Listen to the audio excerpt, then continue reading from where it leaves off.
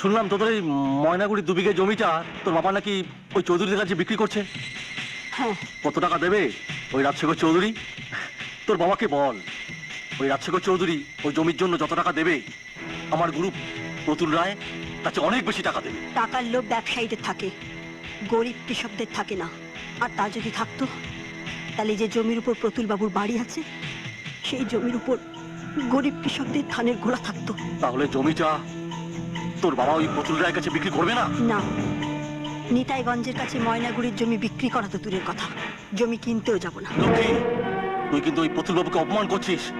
শোন, কথায় আছে হাতের লক্ষ্মীকে কখনো পায়ে ঠেলা উচিত নয়। হ্যাঁ, যেমন হাতের লক্ষ্মীকে পায়ে ঠেলা ঠিক নয়, ঠিক তেমনি পায়ের জুতোকেও মাথায় তোলা ঠিক নয়। এই শালি, তোর এতবার আমার গুরুকে তুই অপমান করিস, তোরই একদিন কি আমারই একদিন, তোর দিমাগ আমি ভাঙবই। আয় আমার সাথে, চল চল।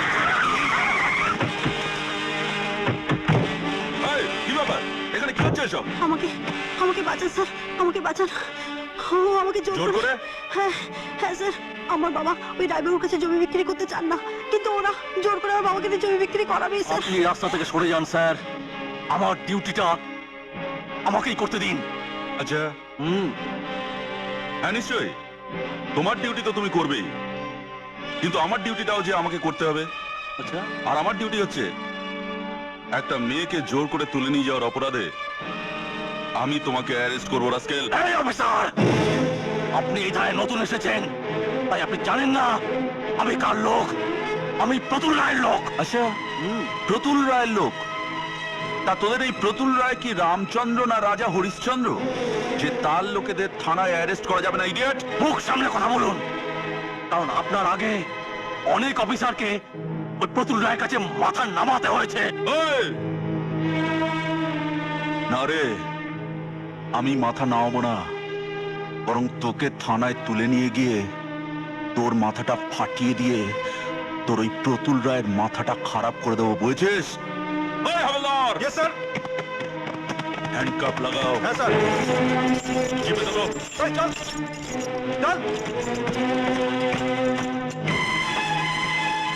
ধন্যবাদ স্যার। বাই দ্য ওয়ে, আপনাকে একবার আমার সঙ্গে থানায় যেতে হবে। এই হারামজাদাটার বিরুদ্ধে আপনার একটা স্টেটমেন্ট নেওয়া দরকার। চলুন যাই। হোয়াট? স্টেটমেন্টের নাম করে তোমার মেয়েকে থানায় নিয়ে গেছে? হ্যাঁ কত বাবু। প্রতুলের এত বড় সাহস, ময়নাগুড়ির সম্মানে হাত দেয়?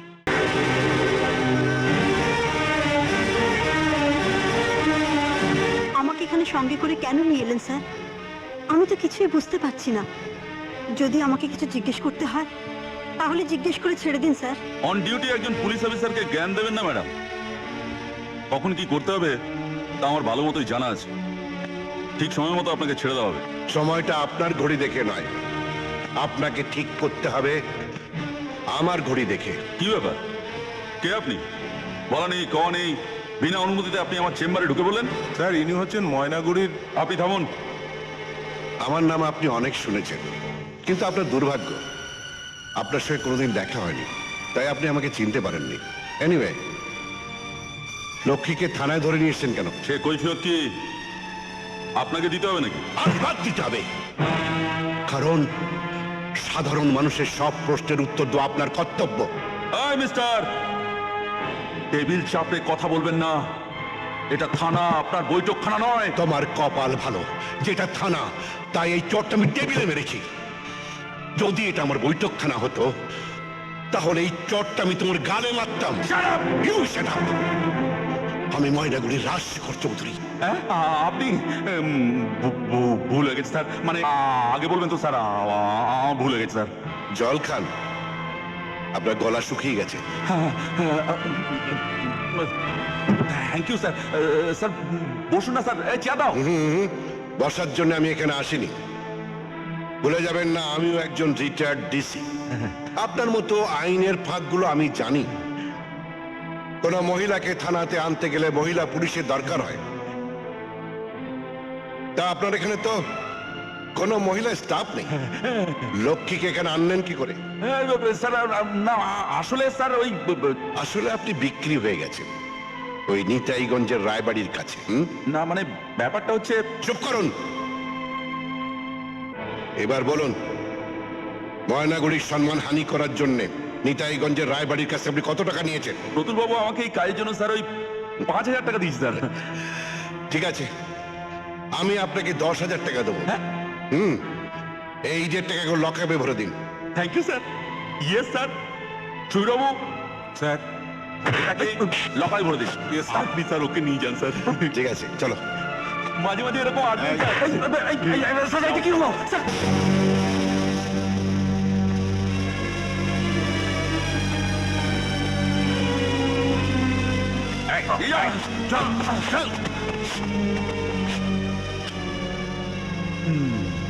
এটা কি হলো? গ্রেপ্তার হলো একটা সুশীলা মেয়েকে বিরক্ত ও সম্মানহানি করার জন্য আমি ওকে গ্রেপ্তার করলাম। আপনি বোধহয় ভুলে যাচ্ছেন যে আমি আপনাকে 5,000 টাকা দিয়েছি নিতাইগঞ্জকে জেতাবার জন্য। উনি আমাকে 10,000 টাকা দিয়েছেন ময়নাগুড়িকে জেতানোর জন্য। এটা তো আমার ব্যবসা প্রতুল বাবু, আমি কি করে লস করি বলুন তো? আপনি এত বড় পাল্টিবাজ! মামা, তোমার চা। হ্যাঁ দে। তুই যাই বলিস মমতা, তোর স্বামীর দানশীল স্বভাবের জন্য একদিন তোকে শূন্য হাতে রাস্তায় নামতে হবে, ভিক্ষের থলি হাতে নিয়ে গায়ে গায়ে ঘুরতে হবে। জমি জমা তো আগেই দু ভাইয়ের নামে লিখে দিয়ে গেছে, এবার পকেটের নগদ নারায়ণ খাওয়ার পালা চলছে। বালাই ষাট, এসব তুমি কি বলছো মামা? আগুনে সাগরের মতো দুই দেওর থাকতে আমরা শুধু শুধু পথে বসবো কেন? তোর কথা শুনে মনে হচ্ছে আগুন আর সাগর তোকে এবার মাথায় তুলে নাচবে। জমি জমা দখল একবার বুঝে নিক, এবার দেখবি তোকে দূর দূর করে তাড়িয়ে দেবে। তুই জানিস মমতা, তোর জন্য রাতে দুশ্চিন্তায় আমি দু চোখের পাতা এক করতে পারি না। আমাকে নিয়ে তুমি এত কেন ভাবো শুনি? তোর কথা ভাববো না কেন শুনি? তুই ছাড়া এই জগৎ সংসারে আমার কে আছে বল? তোর মায়াতেই তো এই ময়নাগুড়িতে আমি পড়ে আছি, নাহলে কবে কাশিবাসি হয়ে চলে যেতাম।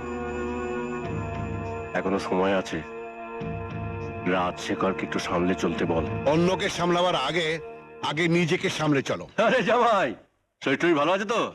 আমাকে নিয়ে ভাবতে হবে না, তুমি তোমার নিজের চরকায় তেল দাও। কি শুরু করলে? কুটুমের সঙ্গে এইভাবে কেউ কথা বলে? কুটুম? এটা একটা কুটুম হলো? তুমি জানো না মমতা, তোমার মামা বলে বাজারের রেশনের দোকানে তাকে বসতে দিলাম। বেকার মানুষ কোথায় আর যাবে? থাক করে কমে খাক। হাহ। তোমার এই মামা কি করেছে জানো? তোমার এই মামা দোকানের বাইরে বোর্ড ঝুলিয়ে সমস্ত মাল ব্ল্যাকে বিক্রি করে নিজের পকেট ভরেছে। গ্রামের লোক প্রতিদিন তার নামে অভিযোগ করেছে। একবার যদি আমি হাতে নাতে ধরতে পারি না, তাহলে তোমার এই মামাকে ঠিকই শ্বশুরবাড়ি ভাত খাইয়ে ছাড়বো। এই মমতা, চাটা ধর। আমি এখন যাই, জামাই এখন উত্তেজিত, এখন ঝড় উঠেছে, ঝড়টা থামুক, উত্তেজনা কমুক, তারপর আমি আসবো। হ্যাঁ, রাস্কেল। অসম্ভব! আমার ভাই হয়ে যে তুই এইভাবে হেরে আসবি এই ভাবতে পারি না। আসলে যত নষ্টের গোড়া ওই অফিসারটা। অজুহাত দেখাস না, অজুহাত দেখাস না। অজুহাত নয় দাদা, ওই পুলিশ অফিসারটা প্রচুর টাকার লোভে সমস্ত প্ল্যানটাকে বানচাল করেছে। আরো বেশি টাকা তুই দিতে পারতিস। রায়বাড়ি তো টাকার অভাব নেই রে।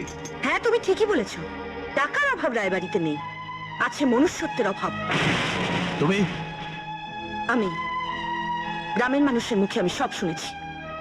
তুমি একবার বোঝার চেষ্টা করো, আজ তোমার ভাই যে অঘটন ঘটাতে চাইছে তাকে হয়তো তুমি সমর্থন করছো, কিন্তু ওই গরিব মেয়েটার কি হবে?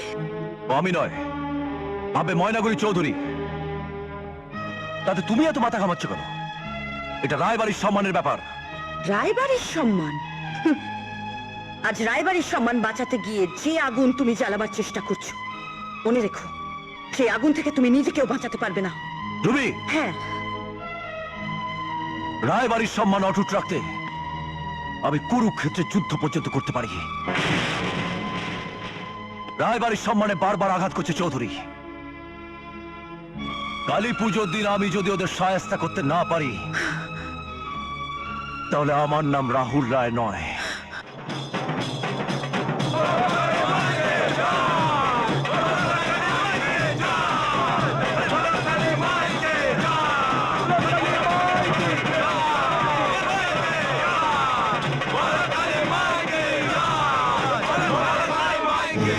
আছিস সেখানেই থাক। নিতাইগঞ্জের মন্দিরে আগে নিতাইগঞ্জের লোকেরাই পুজো দেবে। বললেই হলো, মন্দিরে মাটিটা আমরা আগে পা দিচ্ছি, খুব হয়ে গেছে, পুজো আমরা আগে দেবো। খবরদার! আমাদের আগে যে এই মন্দিরের সিঁড়িতে পা দেবে সে এখান থেকে লাশ হয়ে ফিরে যাবে। ময়নাগুড়ির লোকেরা হাতে চুরি পরে আসেনি, মারের পাল্টা মার আমরাও দিতে জানি।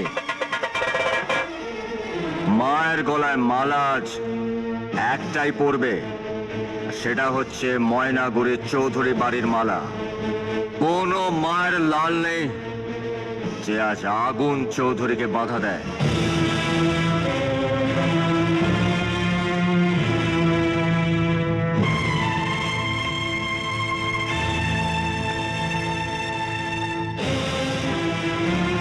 সে মায়ের লালের নাম হচ্ছে রাহুল রায়।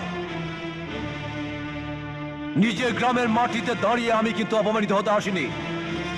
আমি এসেছি পুজো দিতে, আর ঠাকুরের গলায় প্রথম মালাটা আমি দেব। তোমরা কি চাও বা না চাও সেটা আমার দেখার ব্যাপার নয়, আর চাইলেই সবকিছু পাওয়া যায় না। যে না পেলে চৌধুরী পরিবার সেটা ছিনিয়ে নিতে জানে। সব বেয়াদবি তোদের চৌধুরী পরিবারকে মানায়, আমাদের রায় পরিবারকে নয়। এই! আমার বংশ তোলার একটা কথা বললে আমি কিন্তু হাত ওঠাতে বাধ্য হব। হাত ওঠালে সমস্যার সমাধান হয় না। ওঠাতে চাও তো ওই ত্রিশূল ওঠাও। ওই ত্রিশূল যে প্রথম তুলে নিয়ে আসতে পারবে তাদেরই মালা প্রথম ঠাকুরের গলায় চড়বে। রাজি? রাজি, তবে একটাই শর্তে, আজ আমার সঙ্গে লড়তে হবে তোমাকে। যুদ্ধ করতে রায় পরিবার ভয় পায় না।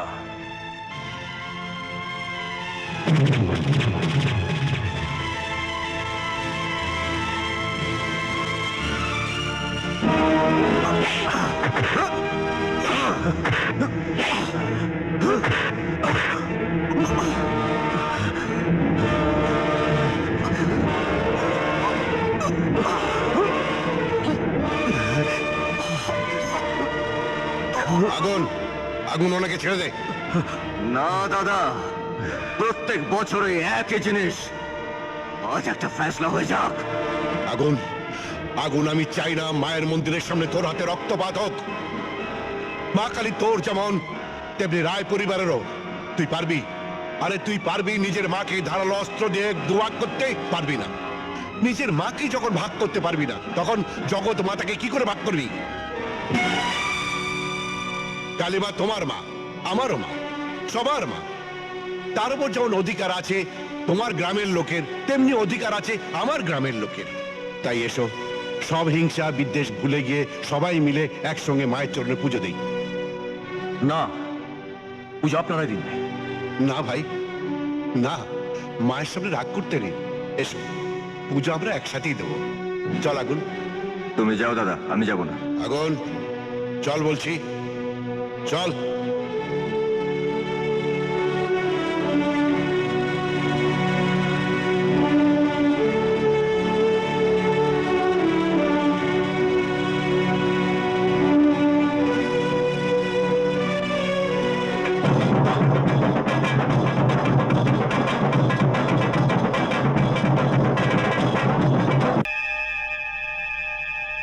অঞ্জলির মামিকে খবর দিতে বলেছিলাম, দিয়েছিলি? ও তো নেই, তোমার ভাই নিতাইগঞ্জ থেকে পাত্তারি গুটিয়েছে। সালি এতগুলো টাকাও নিল, আমার কাজটাও ঠিক মতো করলো না। অঞ্জলির অপমানের এমন একটা জবাব দাও গুরু, যাতে ময়নাগুড়ির চৌধুরীর একেবারে ঠান্ডা হয়ে যায়। হ্যাঁ গুরু, আমি বলছিলাম কি গুরু, ওই ময়নাগুড়ির চৌধুরীরা তো তোমার মাথায় আগুন লাগিয়ে দিয়েছে, তুমি ওই আগুনটা ময়নাগুড়ির বস্তিতে লাগিয়ে দাও। হ্যাঁ, তে ময়নাগুড়ির বস্তিটাও পুড়বে আর চৌধুরীদের মুখটাও পুড়বে। আইডিয়াটা মন্দ বলিসনি। ময়নাগুড়ির চৌধুরীরা আমার মাথায় আগুন জ্বালিয়েছে, আমিও ময়নাগুড়ির বস্তিতে আগুন লাগিয়ে দেব।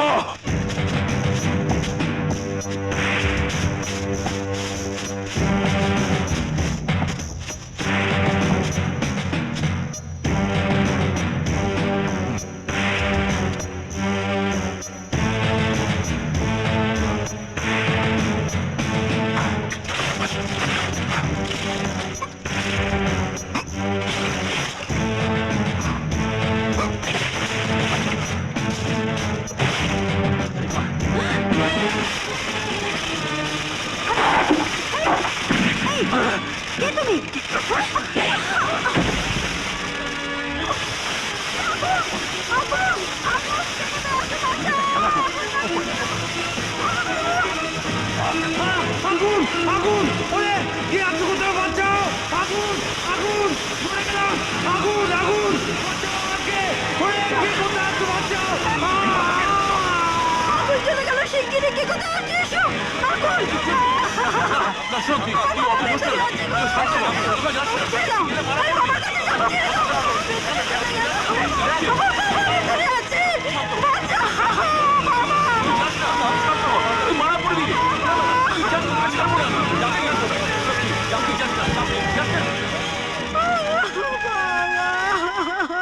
কিভাবে আগুন লাগলো আপনারা কাউকে চিনতে পেরেছেন? না স্যার আমরা কাউকে দেখিনি স্যার ঠিক আছে, আমি দেখছি।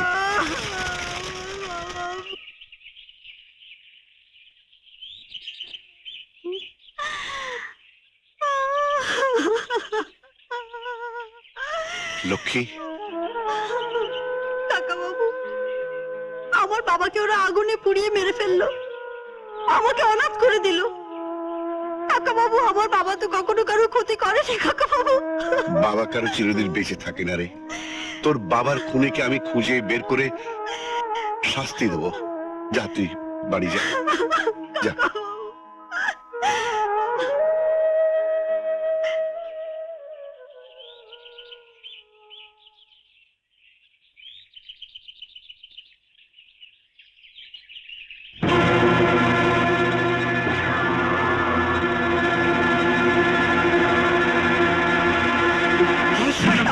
কোথায় পালাচ্ছিস? ভাবছিলাম তোকে চিনতে পারিনি, ঠিক তোকে আমি চিনতে পেরেছি। বল বল, তুই আমার বাবাকে মারলি কেন? বল, কিছুতেই না। আমার বাবা তো কি ক্ষতি করেছিল? এই তোকে আমি গেলে দেবো শয়তান, তুমি পালাতে দেবো না। ওঠ ওঠ লক্ষ্মী ওঠ।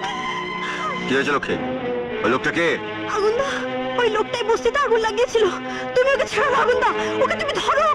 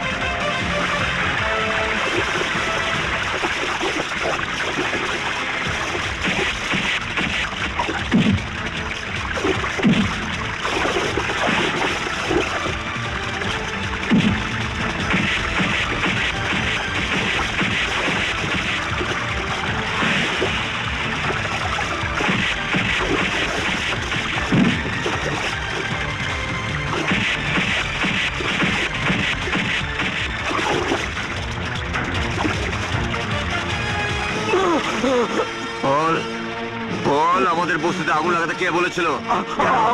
বল, আমি জানি না। বল, নাহলে আজ আমি তোকে মেরে ফেলবো। বল, আমাদের বস্তির নিরীহ মানুষগুলোকে কেন মেরেছিস? আমি জানি না। বল। বলছি বলছি আমি যার নির্দেশে এ কাজ করেছিলাম সে হচ্ছে ওই।